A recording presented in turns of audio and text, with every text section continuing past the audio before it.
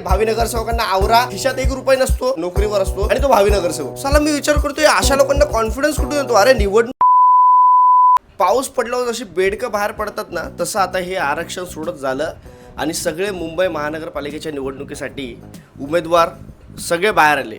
मग ते वाटच बघत होते की आता हे आरक्षण सोडत कधी होते आणि एकदा आरक्षण सोडत झालं म्हणजे हे स्वतःला भावी नगरसेवक समजायला लागले.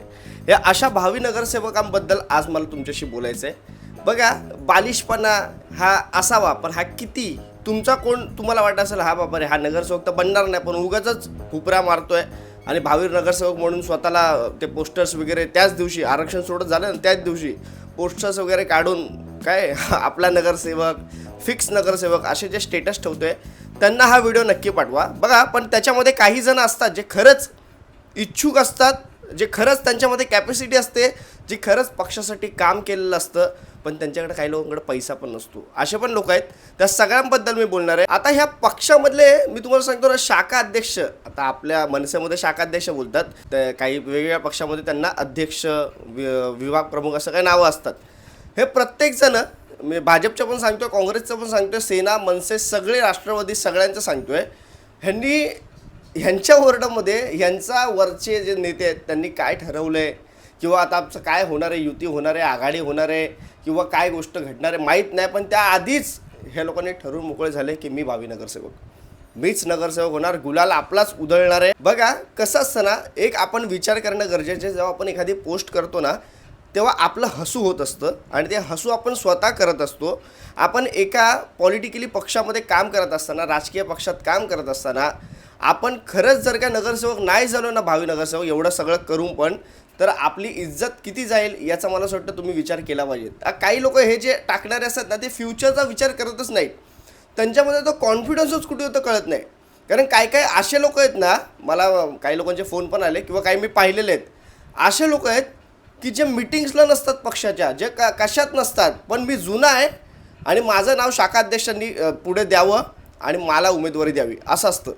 मग त्याच्याकडे खिशात 1 रुपया नसतो, कामाला असतो, 10-15 हजाराच्या नोकरीवर असतो आणि तो भावी नगरसेवक.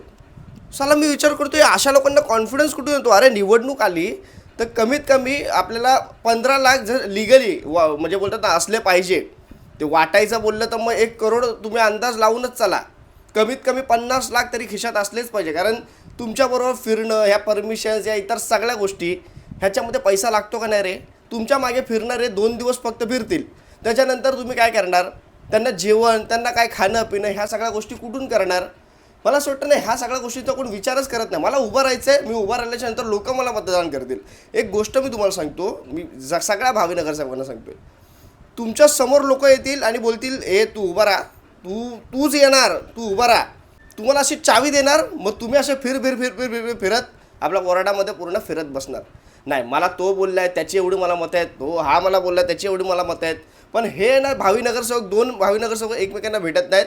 मग का एकमेकांना भेटल्यावर कळतं की अरे बाबा तो तर मला पण बोलला होता, तो तर मला पण बोलला. हे त्यांच्या समोर बोलतात आणि पुढे जाऊन बोलतात अरे हा चुती आहे रे, ह्याला कोण देणार आहे मतं? त्याचा मित्र जरी असेल तरी त्याला असं बोलतात. म्हणजे नंतर आपण बोलतो ना, अरे मला माझी घरच्यांचीच मतं नाही पडली. अशी पण काही ठिकाणी उदाहरणं आहेत. आणि त्याच्यामुळे कसं असतं ना, घरच्यामध्ये पण वाद असतात. घरच्यामध्ये पण एखादा भाजपमध्ये असेल तर एखादा सेनेत असेल, असं पण उदाहरण आहे. काही एखादा मनसेत असेल, काही एखादा भाजपमध्ये असेल. आरक्षण सोडत जसं लागलं, माझा वॉर्ड ओपन झाला, माझा वॉर्ड SC झाला, माझा वॉर्ड महिला झाला, महिलांचं पण सांगतो, सगळे आपले लगेच विभाग अध्यक्षांना, आपल्या विभाग प्रमुखांना याद्या दिल्या, आम्ही इच्छुक आहेत. आता ते विभाग प्रमुख, विभाग अध्यक्ष त्यांना त्यांची नावं काय द्यायची ते देतात, त्यांना विचारत पण नसतात. आणि मग त्याच्यानंतर पुढं काय होतं की बाबा रे मग नाव आलं नाही वरून, मग वरच्यांना आपण विभागाध्यक्षांना दोष द्यायचा. पण काय आहे, वरचं गणित पण वेगळं असतं. वर कदाचित समजा युती असेल, समजा राजसाहेबांची, उद्धव साहेबांची युती झाली असेल, समजा सेनेची, आपल्या ह्याची एकनाथ शिंदेची सेना आणि भाजप यांची युती होणार असेल, त्याच्यामध्ये त्याच्या सोबतीला आता राष्ट्रवादी पण असेल, राष्ट्रवादी आता मुंबईत पण यायला बघते, तर राष्ट्रवादीचे पण काही इच्छुक लोक आहेत. आता ह्या सगळ्यामध्ये मी माझं गोरेगावचं उदाहरण घेतो. आमच्या गोरेगावमध्ये 7 वॉर्ड आहेत. तर या 7 वॉर्डात समजा युती झाली, समजा काँग्रेस पण सोबत आली, तर प्रत्येकाला किती वॉर्ड मिळणार? मनसेला 2 वॉर्ड, सेनेला 2 वॉर्ड, परत आपल्या काँग्रेसला 2 वॉर्ड द्यावे लागतील. जर काँग्रेस नाही आली तरी काय होणार? आमचा गोरेगाव हा पट्टा जो आहे ना, हा विभाग जो आहे तो आधी सेनेचा होता. मग कदाचित मला असं वाटतं तिकडे मनसेला फक्त 2 पण सीटा मिळू शकतात. मग त्यात इच्छुक जे बाकीचे होतात त्यांचं काय? मग त्यांच्या मनात एक विचार येतो की बाबा रे, पक्षाने आम्हाला नाकारलं, आम्ही त्या उमदीचे उमेदवार असून पण आम्हाला ते मिळालं नाही. मी मान्य करतो काही अशा उमेदवार आहेत जे खरंच मेहनत घेतात, ज्यांना लोक बोलतात वर्षानुवर्ष की नाही तूच त्याचा खरा हकदार आहेस, पण त्यांना तिकीट मिळत नाही का बरं, त्यांचा विचार केला जात नाही. असं पण भरपूर ठिकाणी होतं. पण काही ठिकाणी ज्यांना फक्त बोलतात ना खायचं आहे म्हणून खायचं आहे, ते कुठूनही मग ते प्रत्येक ठिकाणी उभं राहायचं आहे, प्रत्येक ठिकाणी मला पद पाहिजे, असे पण काही लोक असतात. पण एका पक्षात काम करत असताना आपल्या एका पक्षाचे प्रोटोकॉल्स असतात, पक्षाच्या काही धोरणं असतात, काही पक्षाचे गणित असतात, ते आपण कधीच आपल्या डोक्यात ठेवत नसतो. आपण आपलाच विचार करत असतो, नाही माझ्या वॉर्डामध्ये मीच उभं राहणार. तर त्याच्यामुळे काय होतं, मग भ्रमनिराश होतो. मला असं वाटतं तुम्ही तुमच्या या वॉर्डामध्ये, म्हणजे खास करून मनसेवाल्यांना मला सांगायचं आहे, बाकी सेनेवाल्यांना पण सांगायचं की वरून राजसाहेब आणि उद्धवसाहेब जे काही निर्णय घेतील ते मला असं वाटतं तुम्ही मान्य करा. कारण हा सगळा निर्णय हा कशावर असणार आहे माहिती आहे? कारण राजसाहेबांनी आज विभागाध्यक्षांकडून जे इच्छुक लोक आहेत ना त्यांची यादी मागवलेली आहे. आता त्या इच्छुक लोकांची यादी तर मागवली, पण त्याचबरोबर 2017ला काय निकाल लागला किंवा विधानसभेला आता लोकसभेला काय निकाल लागला आणि त्या वॉर्डात काय परिस्थिती मनसेची आणि शिवसेनेची आहे, हे सगळ्या गोष्टींचं गणित हे करून त्याच्यानंतर तिकडे उमेदवार कोण आहे ह्या सगळ्या गोष्टीचा अभ्यास करून तिकीट दिलं जाणार आहे. तर त्याच्यामुळे मला तुम्हाला हेच सांगायचं आहे की मला तिकीट मिळालं नाही म्हणून मी नाराज झालो आणि पक्ष माझ्यावर बोलताना भेदभाव करतोय, इतकं वर्ष मी काम केलं, हा विषय आता सध्या महत्त्वाचा नाही आहे. सध्या ठाकरे हे महानगरपालिकेत बसणं हे महत्त्वाचं आहे. आणि त्याच्यामुळे मला बाकी इतर कुठल्या पक्षांना सांगायचं, माझ्या मनसे पक्षाला, माझ्या शिवसेनेला, उद्धव साहेबांच्या ह्या पक्षाला मला सांगायचं आहे, एकत्रित काम करा, नाराज होऊ नका. बघा मी उदाहरण देतोय, माझ्या गोरेगावमधून 2 ते 3 नगरसेवक, एक नगरसेवक जरी गेला ना तरी मला असं वाटतं आपण त्यांच्या मागे खंबीरपणे उभं राहिलं पाहिजे आणि त्याचं श्रेय त्यांनी स्वतः न ठेवता बाकी इतर लोकांना पण दिलं पाहिजे. त्यांनी पण लक्षात ठेवलं पाहिजे उद्या आल्याच्या नंतर की बाबा रे, मी ह्या लोकांमुळे आज नगरसेवक म्हणून बसलोय. मग तो सेनेचा जरी असेल तरी, कारण त्याला पाठिंबा आम्ही मनसेवाल्यांनी दिला आहे. ह्या सगळ्या गोष्टी आपल्या विभागामध्ये आपण ही अंडरस्टँडिंग केली पाहिजे. कारण 2 भाऊ एकत्र जर का बसून ह्या सगळ्या गोष्टी करू शकतात, त्या 2 भाऊ जर का एकच पक्ष म्हणून काम करत असतील वरच्या गणितांमध्ये, कारण त्यांचं गणित वेगळंच असतं, आपलं गणित आपण काय लावत असतो साला आपल्याला कळत नसतं, आपल्यामध्ये ती मॅच्युरिटीज नसते.